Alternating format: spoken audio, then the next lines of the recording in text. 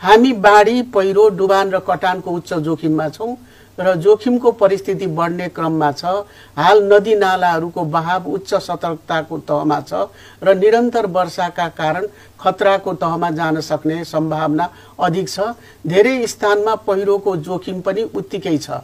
यो चुनौतीपूर्ण समयमा म सबै नागरिकहरूलाई आश्वस्त पार्न चाहन्छु कि सरकारी निकायहरू उद्धार र राहतका लागि प्रतिकूल प्राकृतिक परिस्थितिका बावजुद उच्च मनोबलका साथ पूर्ण तयारीको अवस्थामा छन्। यस बखत नेपाल प्रहरी, सशस्त्र प्रहरी, नेपाली सेना, प्रशासन, स्वास्थ्यकर्मी, अन्य सेवादायी निकायहरू आपतकालीन सेवाहरू नागरिकहरूलाई यथासम्भव तत्काल सहयोग प्रदान र जोखिमपूर्ण क्षेत्रहरू सुरक्षित गर्न 24 घण्टा तयार अवस्थामा रहेका छन्। अन्तमा यहाँहरूसँग मेरो अनुरोध छ, यहाँहरू सुरक्षित र सावधानीपूर्वक रहनुहोस्। धन्यवाद।